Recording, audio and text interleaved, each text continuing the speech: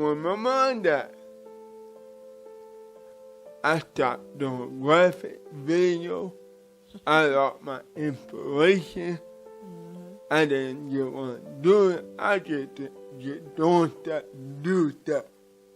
Like, okay, I gotta do this. And a part of me died. Yeah. And that okay. You can't begin to live until you say, I'm okay with not being okay. No filter, no fear, we say it all. Real talk, real faith, hit a call. This is the Uncut Conversation Podcast. Real talk, real faith, real talk. Welcome back to the Uncut Podcast Conversation, another episode. Yeah. We excited? More than excited. I'm your host, Pastor Sadia, and right next to me we have Pastor Jay in the house. Yeah. Hey, look, we excited. Y'all hear people laughing in the background. That let you know that we got a live audience. Give it up to our live audience. Yo, this is our 6th episode. I'm so excited. Yeah. Go ahead. Yeah, we're so excited for this episode, y'all. But before we get into it, go ahead and hit that subscription button. Turn on your notifications so that you always know when we come back on, so that you can get all the tea in the world. Come on. You got that tea. And also follow us on YouTube and TikTok for more, okay? And IG. So okay. You want to introduce our topic for today? Yeah, so last week was interesting. We were talking about mental health in the church, inside the church, with depression. And we kind of led into grief. And we're been the time of the season. A lot of people deal with grief in the month of December between November and December. It is a high toll of grief that people deal with, depression. And so, we want to talk about that. I'm going to get right into it. You know, this is a touchy subject to me. Yeah. Because about 2 weeks ago, I found out that one of my brothers got hit by a train. Just on the way to work. Before then, a month before that, I buried my other brother. And so, what happens when you trying to heal and then something else happens? It's like you never get healed. And so I'm coming from a point that, not to sound like my issue is what than anybody, but I lost 25 plus people in the last 2 years. And most of them, I had to bury them and preach at a funeral. So, I don't know. The grief thing is crazy. Because like I said that we look, that grief, the thing about grief, it has no respect for your time. It don't care what day you in, how happy you in, what you do. it creep up at any moment, at any time. And later on, we're going to talk about the different side of grief. But one major sign is denial. And a lot of people don't know that they are grieving. Yeah. And they're different signs. One, we're going to talk deeper, but it denial, it anger, it different emotions. And it depends on who you are. I will say this, for those that dealing with grief this season, let me say it, and it comes from experience. Don't let nobody tell you how to feel. Yeah. I had learned that. Mm-hmm. And I told my wife, remember me telling you, that the thing about death, nothing prepares you for death. Nothing. I don't care how many people you lost. Each loss is a different effect. Yeah. It won't prepare you.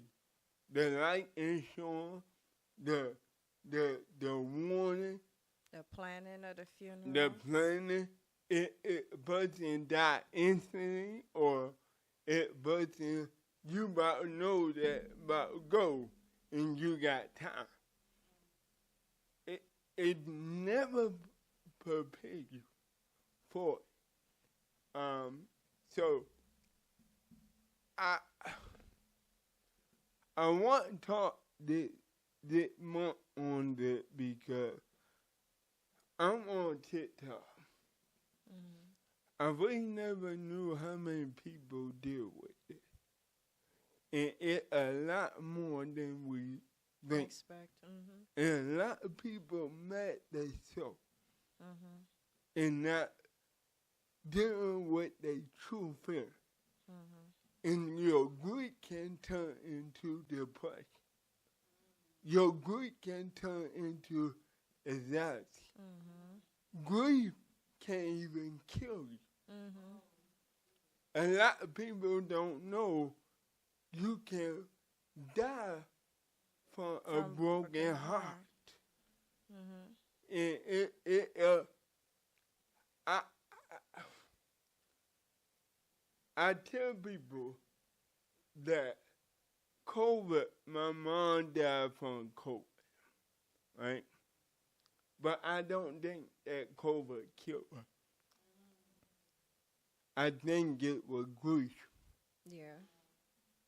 My mom was talking about. She was talking about going way before COVID hit her. 'Cause she had lost a lot. She had lost a sister that was a best friend to her. She had lost her mom that was even closer to her, and many more people within the family. So really and truly, when I met her in that season, she was going through it, feeling like she really didn't have much people in her family left. So she was already, she was at peace with it. So I believe that when COVID hit her, she used that as an opportunity to go. Because you're looking at a woman that beat cancer. You're looking at a woman that, and just recently she had a pinched nerve that she fell in, and did she break She her? Her arm. whole arm. And shoulder. Yes. Went through a whole surgery for it. And that right there took her into a depression mode for 6 months. Yeah. And soon as she got out, that COVID hit. Yeah. And by the time that was done, I remember you'll never know what a person go through until you go through it. Yeah. The one thing that I could not stand, listen, stay away from people that act like they understand but don't understand because they never experienced. I never understood how people can tell you how to feel, but never went through what you feel. Yeah. And even though we try to sound good or sound like, if you just don't know, don't say nothing. Yeah. The best thing you can do is be quiet. Yeah. Be a ear. It's a reason why the Bible says, slow to speak, quick to listen. Mm-hmm. We always want to say the right thing, but we end up saying the wrong thing. And it's so many people that is struggling with it. And it's two sides to it. I understand because you do want to say the right thing. Like when my mom died, it hurt. And people said, oh, she in a bad place. Yeah, I know she in a bad place, but she not here. Yeah, it don't make it no better. And so, but sometimes we get to religion that we lose our humanity. Wow. Yeah. We lose. Like I said last week, every time you ask somebody how you know, I'm black and highly favored. And I said those are people that you got to check on the most. Yeah. Because they actually depressed. Yeah. But they got so used to saying, I'm blessed and highly favored that we don't know how to connect no more. Yeah. With each other. Yeah.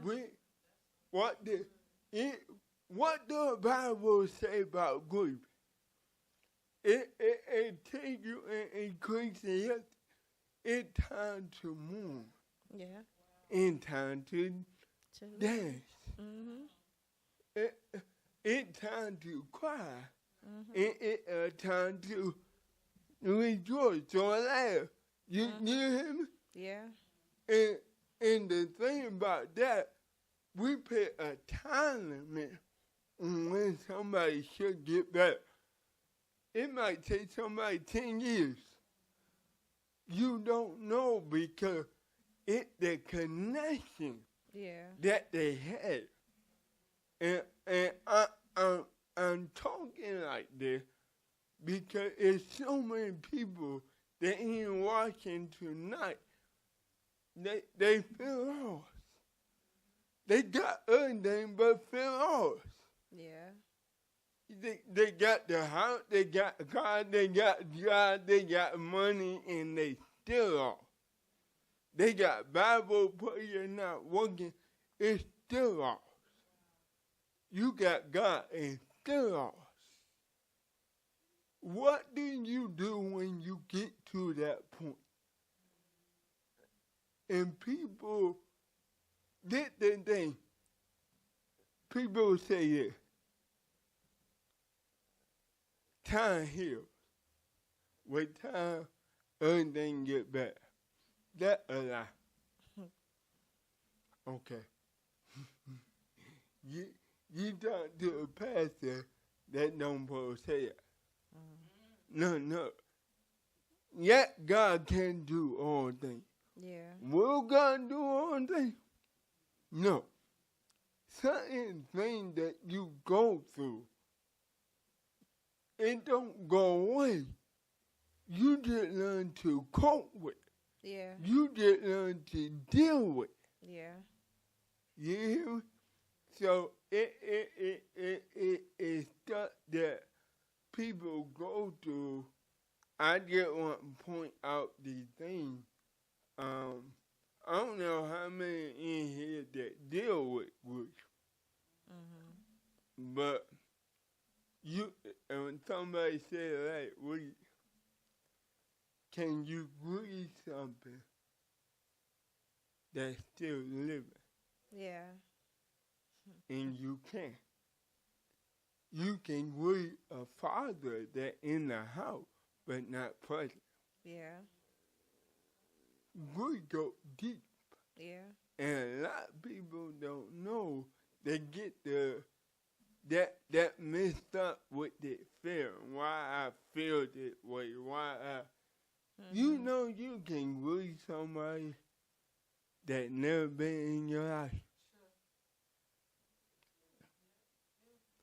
You can let's take somebody who never your father or your mom were never in your life. You had no connection. You try to figure out when they die why I feel that way. Because anybody that a part of you or you came a part of them, it always something. Yeah. You're not grieving the living part, you're grieving what you didn't have. Yeah. The mother you didn't have. Yeah. The father you didn't have. The grandmother that you never had. Yeah. Because on my mom's side, I've never got a chance to meet my grandmother and my grandfather because they passed when she was little. So I always ask my mom questions about them. And she doesn't even have pictures to show me. So, you know, and I have my grandmother on my dad's side, my grandfather on my dad's side, he passed. And I barely got to build a bond with him before he passed. And I've never known him, most of my life I've never known him. So, you know, for people who actually have their grandparents in their life and, you know, they have that bond and they can go around and spend time and, you know, get those cherished moments, that is something that I don't have. And it hurts too because, you know, now that I have my parents, but my husband don't. You know, and he don't have his mom. And I look at it now, my kids, when I have my kids, they don't have, I got to tell them about their grandmother. They don't even have their grandmother around for me for them to spend time with her.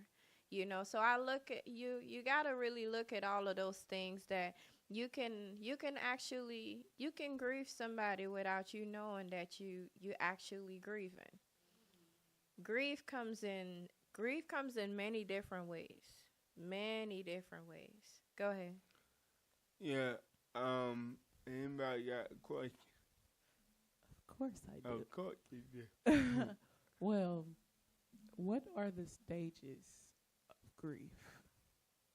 Okay. See, you want to take that? Info. Since she played that in at the beginning. So, according to the Swiss American psychiatrist Elizabeth Ross, she wrote a book in 1969, and now it is something that many psychiatrists use for grief patients or clients who go through grief, and it's the 5 stages of grief.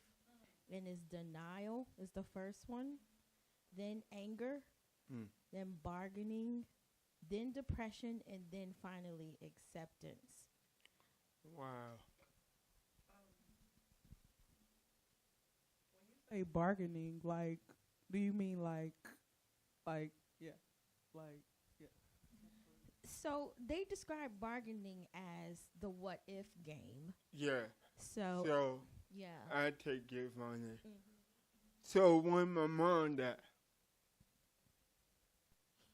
I don't know what one came in order, because they don't ever come to me in order. They just pop up at any time. When my mom died, she died from COVID COVID-19, right? And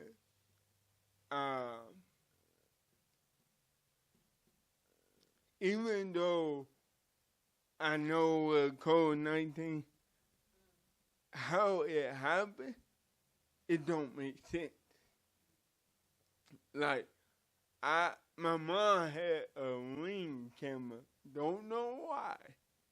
She had a Ring camera in her room. So the night that she went in, or the morning that she went in, I don't know why, but I went back and watched the video. Wonder what thing I could ever done. Cause I need to know what happened. Because what happened, she went in the hospital at 4 a.m. By 6 a.m., she was in an induced coma. By 5 that night, even I later found out all her organs failed.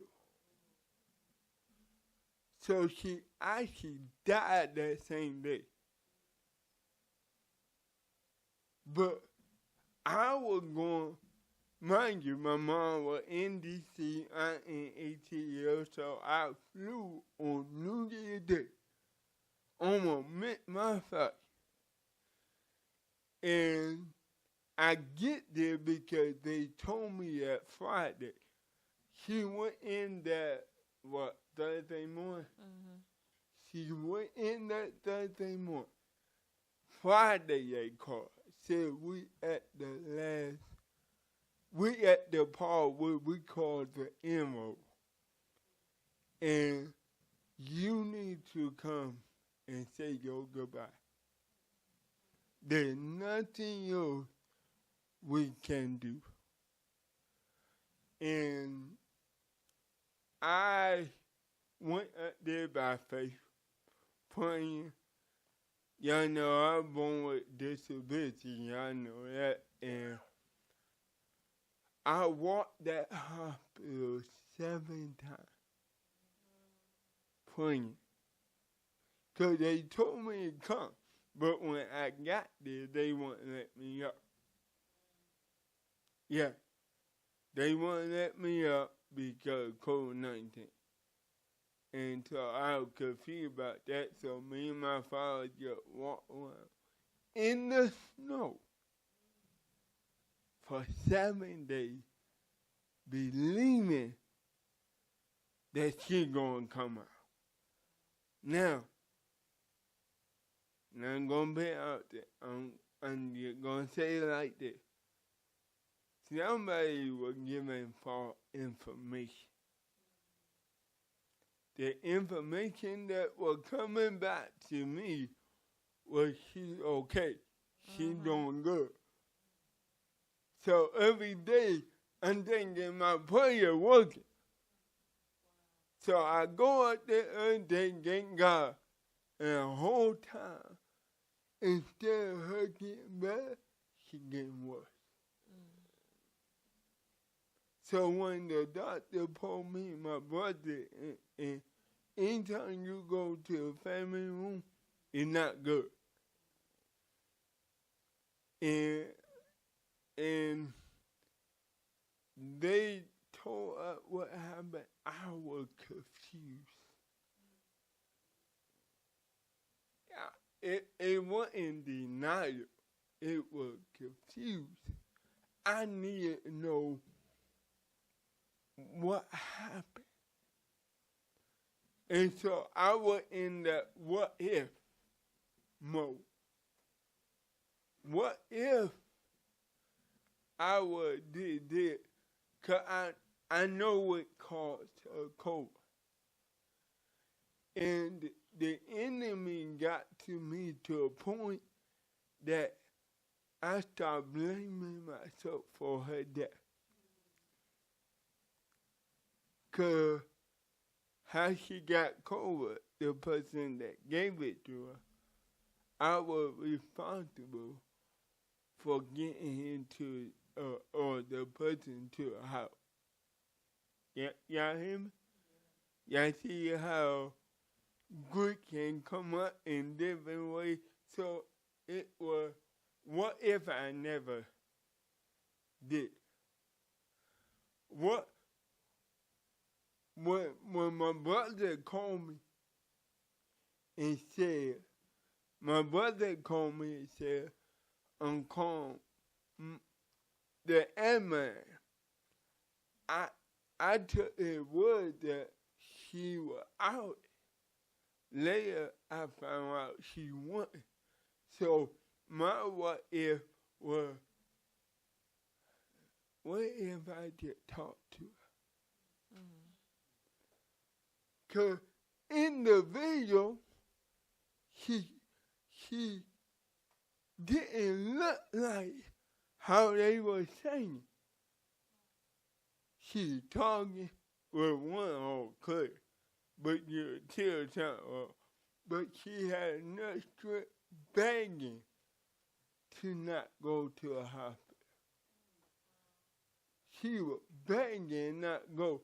So that right there, when she went to a hospital, it made me feel like we killed her. Because she begged not to go. She said, if I go, I'll never make it out.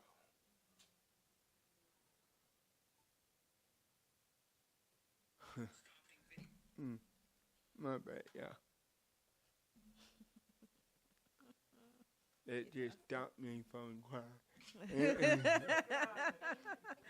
Well, amen. But I want to say that what if is dangerous. Yeah. It never ends. If you ever get into a what if, and that's not only death, you can grieve your decision. Okay. The what if I made this decision, and then you go down that road and you can't see what God doing now, and you get lost in that what if. What if I didn't do that? What if I said that? What if you can't change nothing? What is done is done. Yeah. And so that what it would keep you in a bondage in your mind. Cause how long I was in that what if? For months. I'm preaching what if. Yeah. I can't tell y'all how much research I did. I knew anything about COVID.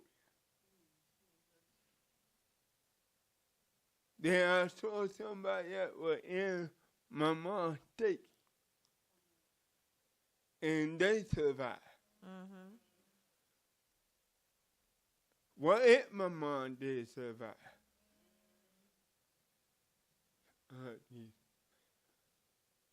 The best thing you do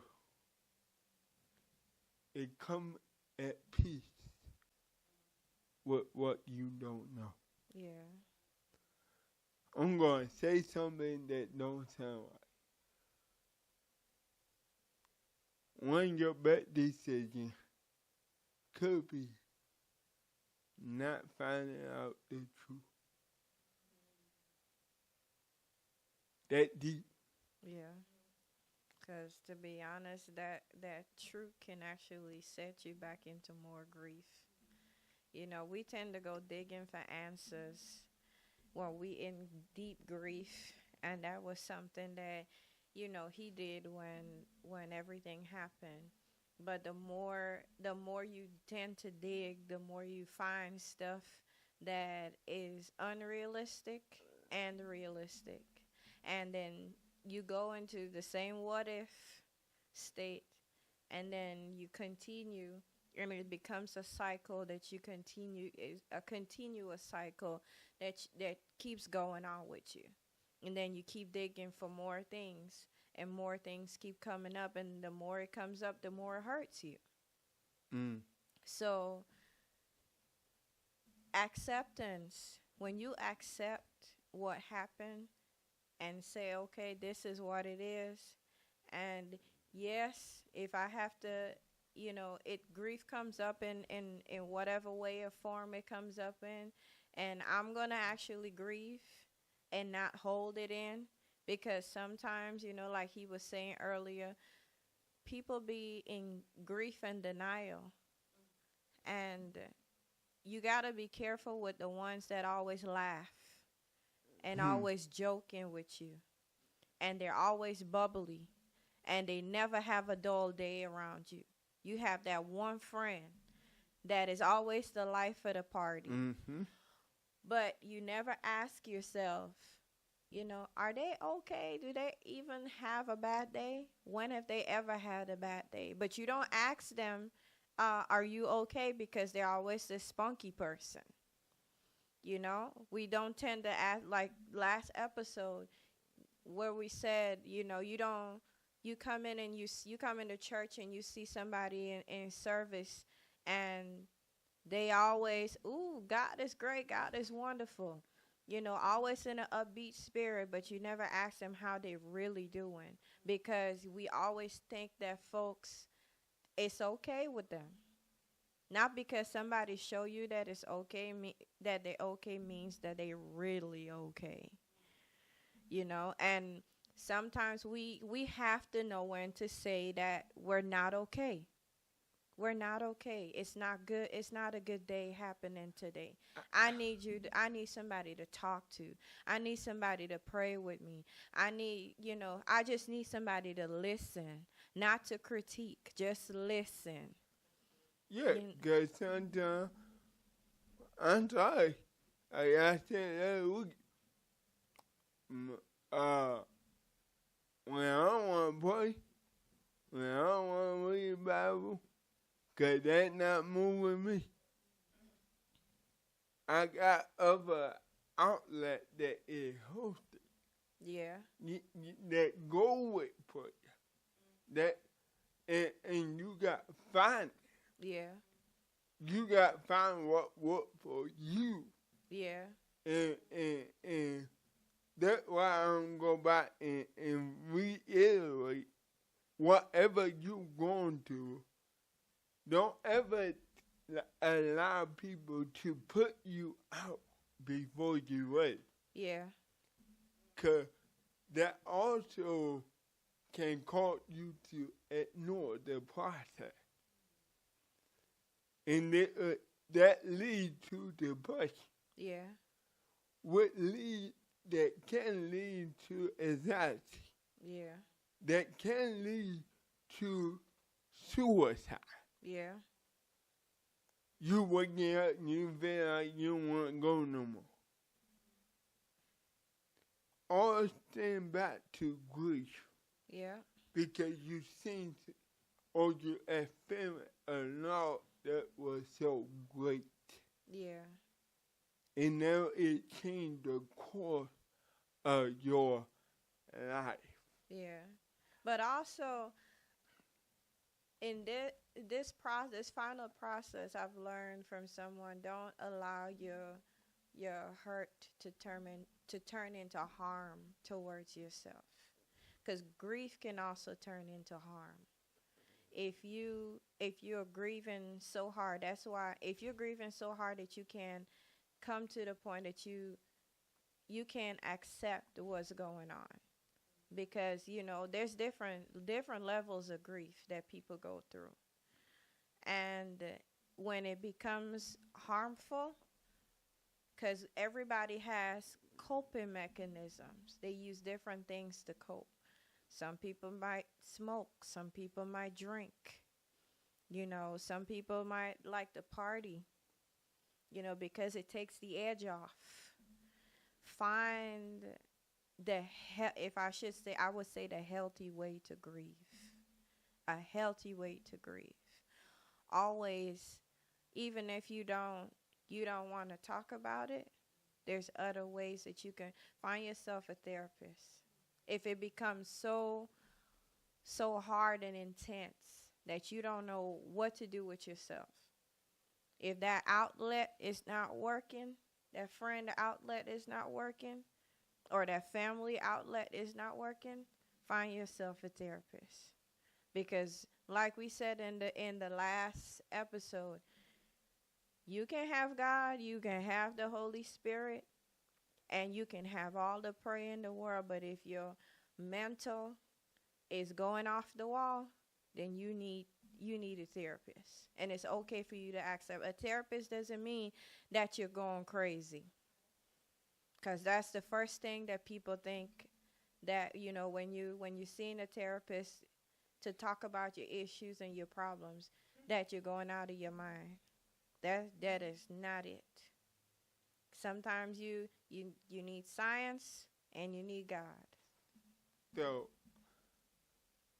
did y'all know that the month of December was, they call it SAD, awareness, and that is the seasonal affective disorder.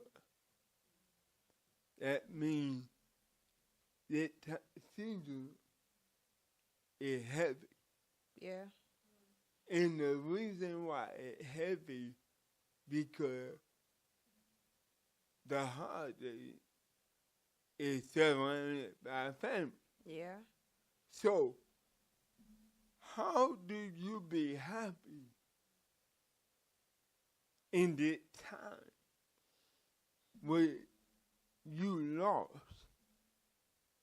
And see, the thing with me is that I lost my mom around Christmas time, her favorite holiday. Mm-hmm. When we all come together, I told y'all that I went home for Thanksgiving. Was good. It was a good thing. But it reminded me of who not there. Yeah. So I was happy and depressed at the same time. And it wasn't just because of mom. I showed my wife a video of how many people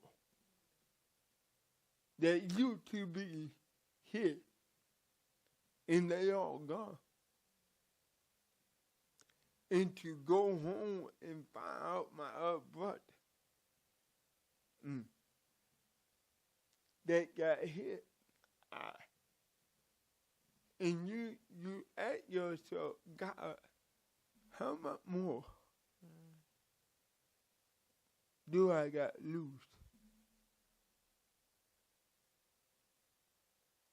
But sometimes we get so caught up in our emotions that we don't realize sometimes God takes those so he can save them. Yeah. That would help me with some of the people that left. I had cousins that died at 14, 15, 20, 30. My brother was 31. I pray that God keep my brother. Not knowing I was keeping my brother in his own hell. And God, like, I got to take him now. So, certain comfort, what the Bible says that God is closer to the one that are grieving. Y'all do know that. He's close to you more than anybody. he understands that comfort and that peace can only come from God. Any question, comment?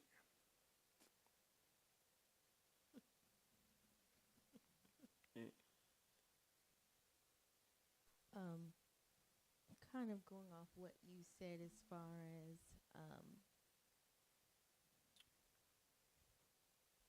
not quite understanding why somebody was taken away, especially when you were praying for them to get better. And that made me think about the stage of grief of anger. And how do you combat that? Because you may even want to be angry with God and say, why'd you allow that? Especially with something like what you're saying, your brother and passing away in that manner. You sometimes want to question, say, how did you allow that? Like, not get angry. Okay. So, what this? You want to be angry? Be angry. Yeah. The best thing you do, be angry. I can name a couple of people in the Bible that are angry with God. But don't stay angry. I prayed, and I'm telling you why I got angry with God. I got angry with God because a month before my mom died, she called me and said, I need you to pray for that young lady that was in COVID. And I see you, the same state. The doctor said there's nothing they can do. They about to take her off a life support. And me and my mom prayed. She said, I need you to pray. You know, the day after, she came on life support. And she's still living to this day. So when I was praying for 7 days, when I was walking in the snow, when I was going beyond my limit, Father, God, you couldn't answer my prayer. Yeah. And you want me to preach? Yeah. And you want me to do this? I was preaching in anger. I was preaching and drinking. Yeah, didn't. I was preaching out of anger. Yeah. Oh, yeah. See, people look at you funny. Y'all got to understand, pastors are human too. Yeah. And we fail to realize that we still human. But the difference is, I got too much word in me, too much God in me to stay in that state of confusion. Yeah. And as long as you're angry with God, God won't respond to you. As long as you upset, He won't respond. As long as you got that one track mind of why, He won't answer. It's not until you surrender. That's when He answered. I was going whole set my anger, preaching, casting, pouring out to people, blessing the community, and I'm lost. What do you do when you know how many people that look like they are alive and they dead? That social media will mess you up. Yeah. It don't tell you when somebody grieves. It don't. Because people learn how to mask it real good. And some people mask it because nowadays we laugh at stuff that That's, ooh. You want to mess somebody up. And they put something on that line, and now we talking about it. We laughing about it. That's why social media is the wrong outlet. Yeah.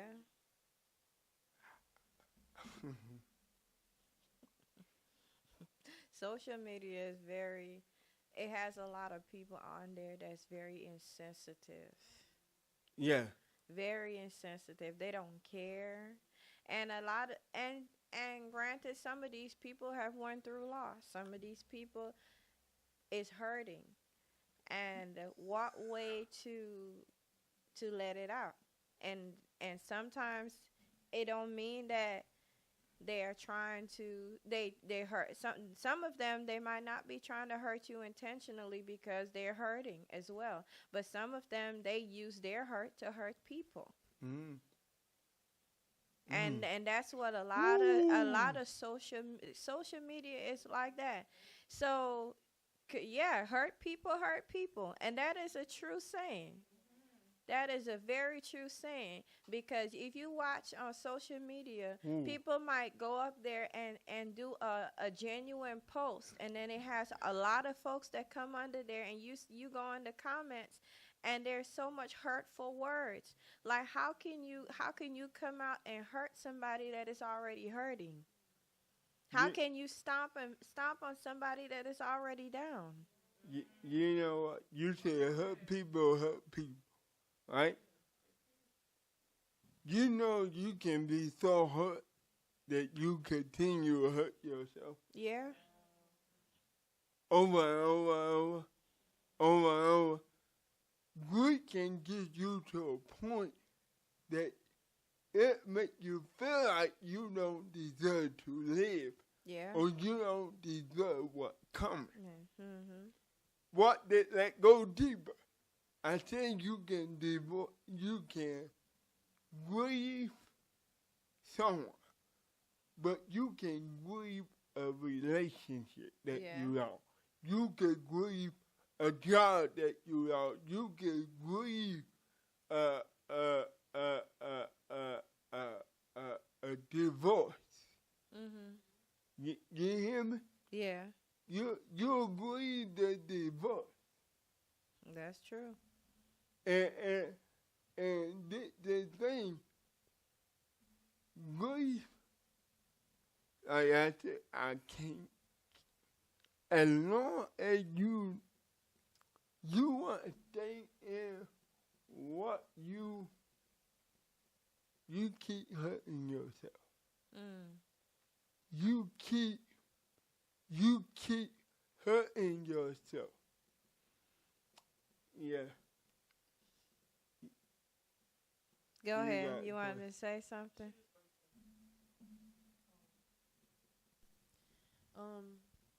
Yeah, so y'all were talking about grief, being like what you didn't have and what if and all that. So it is possible to grieve like having a broken household, or like your parents in your life but was never together or never had a positive relationship. That can cause grief, like, and you just not realizing it. Yeah. Grief, we get, compare that to death. Death is whatever. You hear me? It's whatever you lost. It whatever that you didn't see happen that you thought gonna happen. You start grieving it. There are a lot of people that grieve ministry.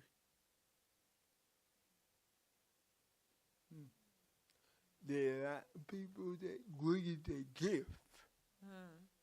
There are a lot of people that grieve the very thing that God gave them that they never used. Yeah. Grief go deep. Yeah. We just say people. Because the truth of the matter, some people might not cry when somebody dies. But they cry over their job. Oh, yeah, nah.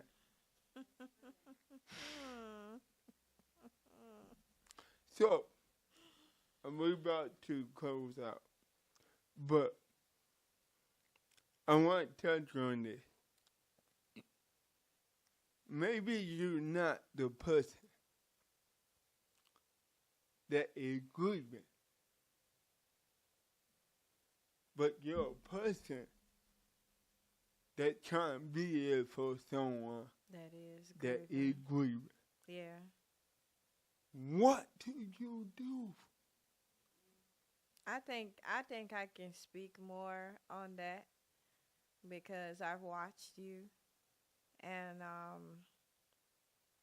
I would say, as a person that really hasn't went through grief like that, but had to watch somebody that's grieving, my advice to people that have to go through stuff like that and watch somebody that grieve, be patient.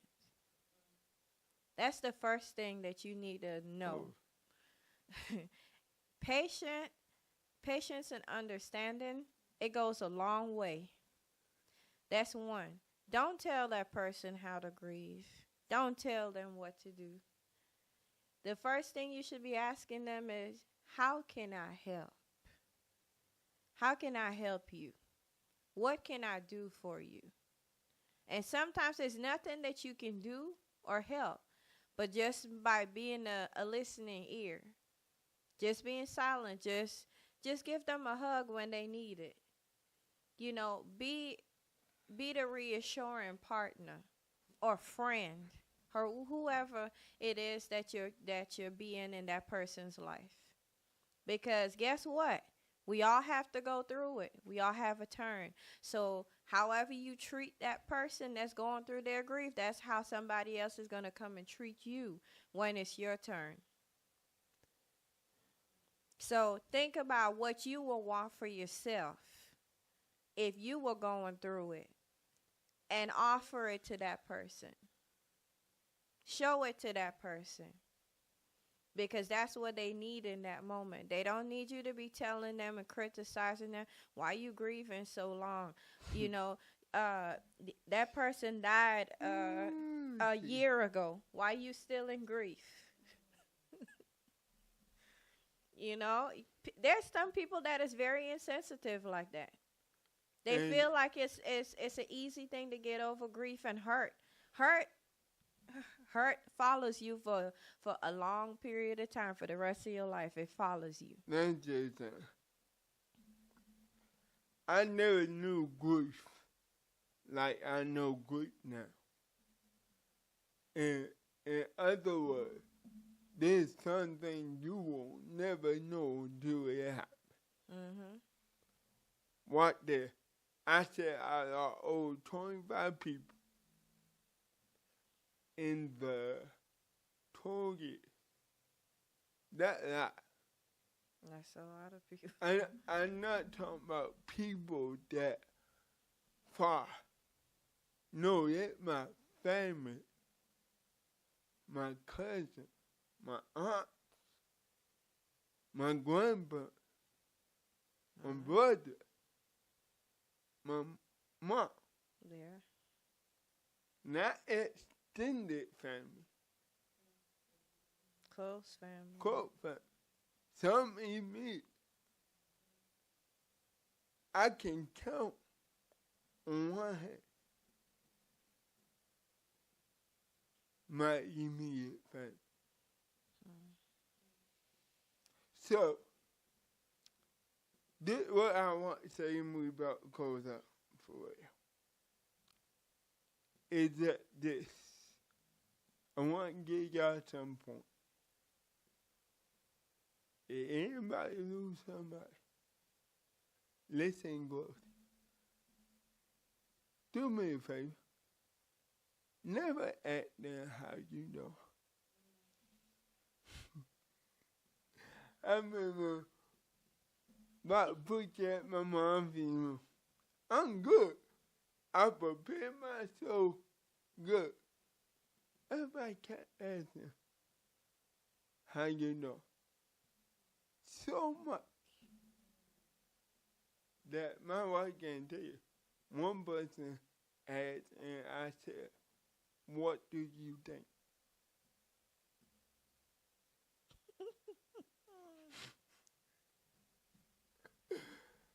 Because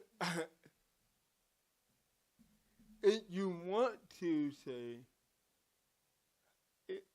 I'm here for you. Mm-hmm. That's it. Don't try to sound deep. I'm here for you. Yep. I'm here for you. Send a text, even if they don't respond back. Send a text. Don't send and get mad because they don't respond. You don't get a thank you back. You might not get nothing back, but they read the text. Mm-hmm. Trust me. They, yeah. And the thing, timing. Timing. Give people time. You can go too soon or you go too late. God give me the wisdom to say, because God might put something in you to say to that person at the right time.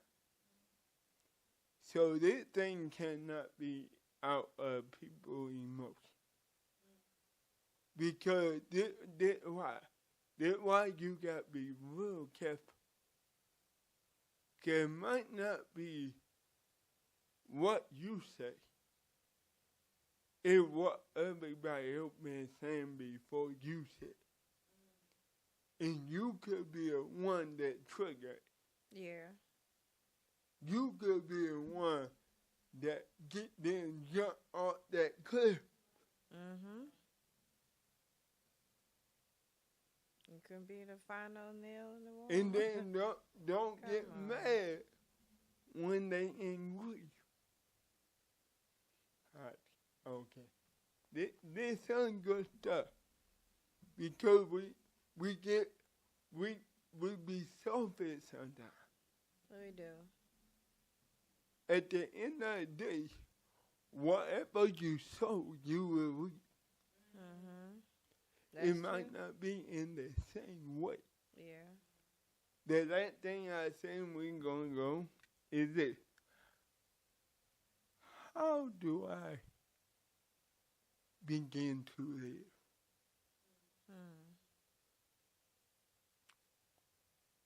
One day at a time. Yeah. 1 hour at a time. Don't force it. 1 minute at a time. Mm-hmm. And 1 second at a time. Yeah. But you take all the time you need. Shoot, I had to take all the time that I need when I was little, cause the first loss I had was my little cousin, and I was only 14. And now every time I go back home, I see his pictures. In my grandmother's house, I see his pictures. In my aunt's house, and it always takes me back. And he's like the missing part of our family. Cause he brought all the joy when he was little, and we still talk about him till this day. But like Pastor said, you know, it takes you one day at a time. It never goes away. The feeling, the hurt never goes away. So for people out there in this season, you are going through a loss. You're going through a loss of something. It could be of any kind. Just take your time. don't be in a hurry. Just take your time to grieve. Take your time to do what you need to do for yourself, self-love. And the people you around people that is grieving, just take your time to love on that person because they need it more than anything else right now. Yep. Yeah. And so I say it to live again, one step at a time. Yeah. One moment at a time. And acknowledge every step you did make. Yeah. Because sometimes we don't acknowledge the growth. Yeah. You hear? Yeah. You be so caught up what died with that. Mm-hmm.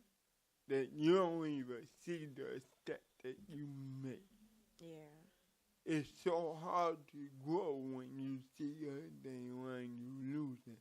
Yeah. But every step I made, I did this. Yeah. Even if you always used to do it, now you got back to it. Mm-hmm. Because you might lose yourself. Yeah. When my mom died, I stopped doing graphic video. I lost my inspiration. Mm-hmm. I didn't get want to do it. I just get doing stuff, do stuff. Like, okay, I gotta do it, and upon me died. Yeah. And that okay. Mm-hmm. You can't begin to live until you say, I'm okay with not being okay. Mm-hmm. That deep. Yeah. I'm okay with not being okay. Mm-hmm. I don't mean I don't love God. Mm-hmm. Don't mean I want to kill myself. Mm-hmm. If you don't feel like getting out of bed that more, no. Sometimes you put your way too much into your own death. Mm-hmm. Everything got processed. Yeah. Live that process. Look, I hope anybody got questions, comments. I was waiting for you. Like, can you go a whole show? One of the things, I think y'all should do a part 2 to this. Yeah. And we should definitely talk about how grief breaks up the family. Yep, that was, yeah. Because, that's one of the tough things that me personally, I'm very numb to death. I don't know why. I talked to you about it years ago. I've experienced death very young, and it just was like back to back. So sometimes it pops up every now and again, but like in that moment when everybody is weeping, I'm just there, it seems like. But once, like, my grandfather passed away, the way my family broke up, the way my aunts and my uncles' relationship is hard to watch. Mm-hmm. You know, it's like when the elders leave, how do we continue to build the family? Oh, yeah, good. That's the good. grief. Yeah. That's a part that nobody works towards. Yeah. And we got to find a solution for that. Okay, We're definitely going to talk about that. We're going to next leave that Wednesday. at cliffhanger. Yeah. Part 2. How to build a broken family after death. Mm-hmm. Not at will. Mm-hmm. So that week, tune in that week. Make sure you follow up on social media, on TikTok, on Instagram, and I'm your host, Pastor J. And I'm Pastor Sadia. And make sure you click that subscribe button, turn that notification on, and we'll see you next week at the same time. God bless you. God bless.